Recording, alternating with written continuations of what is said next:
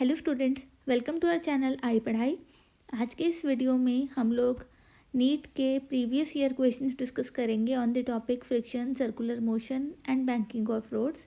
अभी फ़िलहाल इस वीडियो में हम लोग 5 क्वेश्चंस करेंगे। इसी तरह से आगे इसकी वीडियो सीरीज़ चलेगी जिसमें हम हर वीडियो में 5 क्वेश्चंस कवर करेंगे। ओके, तो हम लोग इस क्वेश्चन को शुरू करते हैं फटाफट से। A body of mass m is kept on a rough horizontal surface where coefficient of friction is mu. Okay, a horizontal force is applied on the body but it does not move. क्यों? क्योंकि इसके ऊपर friction लग रही है. The resultant of normal reaction, okay, the resultant of normal reaction and friction is given by F. ये जो resultant है नॉर्मल रिएक्शन और फ्रिक्शन का, it is given by F. तो हमें बताना है कि F की वैल्यू क्या होगी in terms of mg and mu. Okay, तो क्योंकि ये बॉडी इक्विलिब्रियम में है इसलिए n जो है it will be balanced by weight of the block, तो n mg के बराबर आ जाएगा. ओके, और जो फ्रिक्शन फोर्स है, friction force will be less than और equal to mu N. Okay, mu N जो है वो मैक्सिमम फ्रिक्शन फोर्स लग सकती है इसके ऊपर, तो जो स्टैटिक फ्रिक्शन लगेगी that will be less than और इक्वल टू म्यू एन. इसको आप लिख सकते हो it will be less than और equal to mu M G, क्योंकि एन जो है वो एम जी के बराबर है.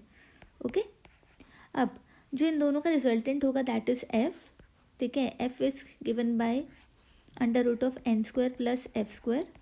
तो इसको हम क्या लिख सकते हैं,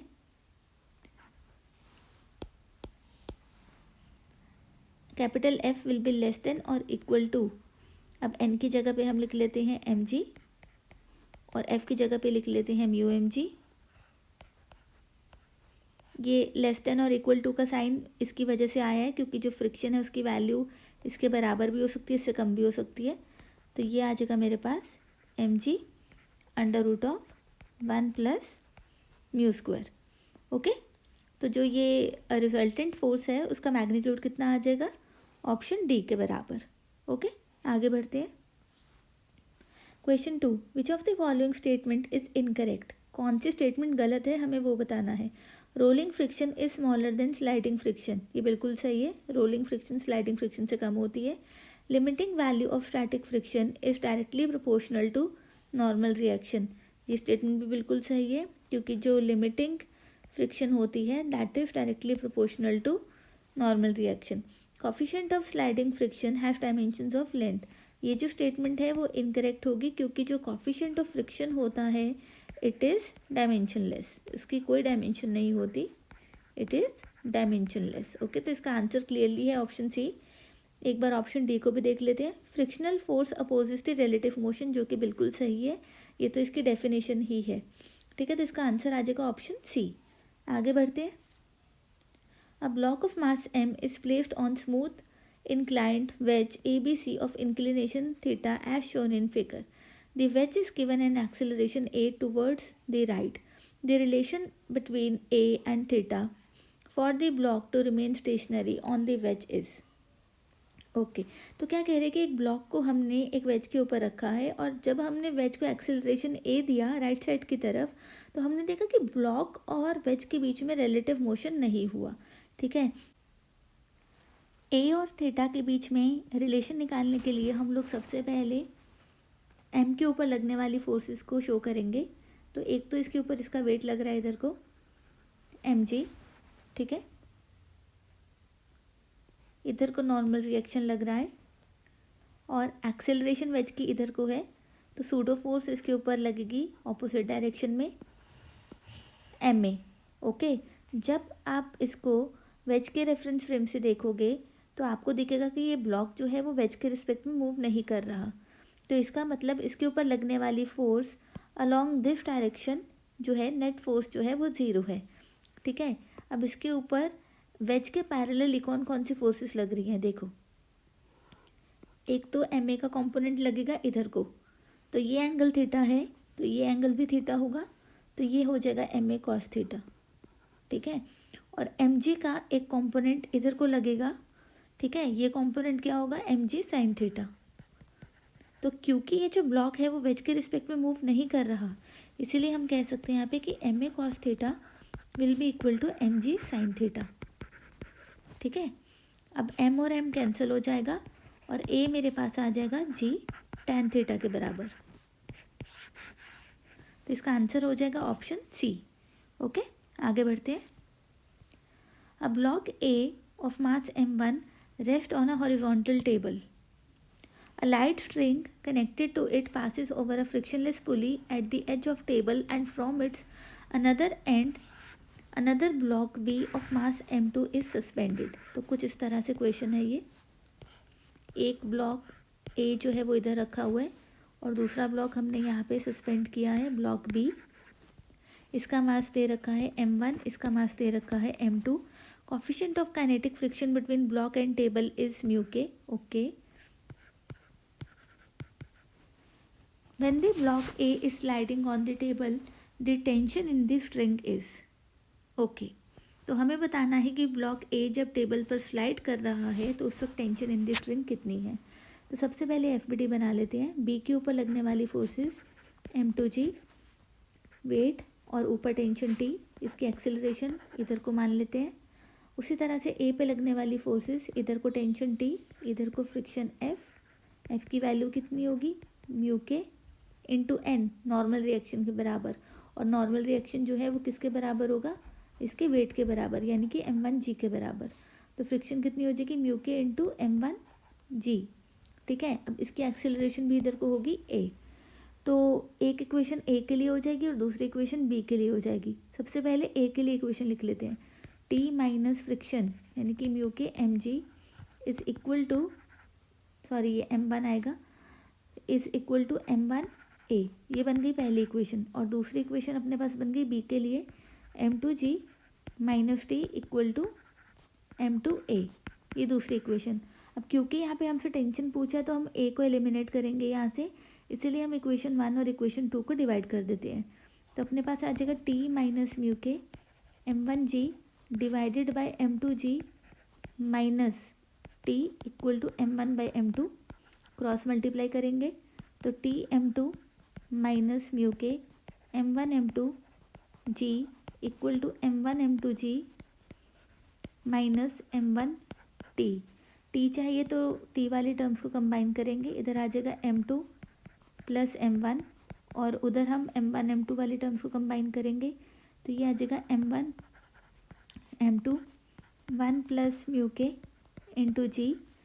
अब t आ जाएगा मेरे पास m1 m2 1 plus mu K into G divided by m2 plus m1। तो अब आप मैच कर लो किस ऑप्शन के साथ ये मैच कर रहा है। आई थिंक ये है ऑप्शन बी। ओके, तो इसका आंसर क्या आ जाएगा, ऑप्शन बी। फाइन, आगे बढ़ते हैं। A plank with a box on its one end is gradually raised about the other end. As the angle of inclination with the horizontal reaches 30 degree, okay, जैसे ही ये 30 degree हुआ, the box starts to slip and slides 4 meter down the plank in 4 seconds. The coefficient of static and kinetic friction between the box and plank will be. देखो अच्छा question है ये क्या कह रहे हैं कि जैसे ही जो एंगल है वो 30 डिग्री हुआ वैसे ही ब्लॉक स्लिप करने लगा, यानी कि जिस वक्त ये स्लिप करने लगा तो उस वक्त इसके ऊपर लगने वाला mg का कंपोनेंट mg साइन थीटा, इसके ऊपर लगने वाले फ्रिक्शन के component mu mg cos theta के बराबर रहा होगा। ठीक है, क्योंकि अदरवाइज तो क्या था कि जब ये नीचे था, ठीक है, तो उस वक्त क्या था mg साइन थीटा इतना पावरफुल नहीं था कि फ्रिक्शन को अपोज कर सके। पर जैसे जैसे हमने एंगल बढ़ाया mg साइन थीटा की वैल्यू बढ़ती गई और इस पॉइंट पर क्या हुआ कि mg साइन थीटा की वैल्यू इतनी हो गई कि वो फ्रिक्शन को जस्ट ओवरकम कर सके। और अब ये जो कोफिशिएंट ऑफ फ्रिक्शन होगा ये कोफिशिएंट ऑफ स्टैटिक फ्रिक्शन होगा या काइनेटिक फ्रिक्शन होगा, ये obviously coefficient of static friction होगा क्योंकि यहाँ पर ब्लॉक अभी भी रेस्ट पर है, ब्लॉक मूव नहीं कर रहा। ठीक है, यहाँ पर ये जस्ट लिमिटिंग फ्रिक्शन के बराबर हुआ है। तो ये आ जाएगा मेरे पास mu S M G cos theta equal to M G sine theta. M G cancel, तो म्यू एस अपने पास आ गया sine theta by cos theta यानी कि टैन थीटा। ठीक है, तो ये आ गया tan 30 डिग्री। tan 30 डिग्री की वैल्यू 1/√3। ठीक है, आप लोग 1/√3 की वैल्यू को कैलकुलेट कर सकते हो। 1 डिवाइडेड बाय 1.732, तो ये आ जाएगा हमारे पास अप्रॉक्सीमेटली 0.6 के बराबर। एक्चुअल वैल्यू इसकी क्या आ रही है 0.577 समथिंग, बट अप्रॉक्सीमेटली 0.6 हो जाएगा। तो ये दो ऑप्शंस वैसे ही एलिमिनेट हो गए। अब ए या डी में से कोई आंसर होगा। ऑब्वियसली आंसर ए होगा क्योंकि काइनेटिक फ्रिक्शन स्टैटिक फ्रिक्शन से कम होती है, बट स्टिल हम लोग फाइंड करेंगे। तो आगे क्या दे रखा है कि अब ब्लॉक जो है मूव करने लग गया और उसने ना 4 मीटर स्लाइड किया इन 4 सेकेंड। तो हमें बताना कोफिशिएंट ऑफ काइनेटिक फ्रिक्शन क्या है।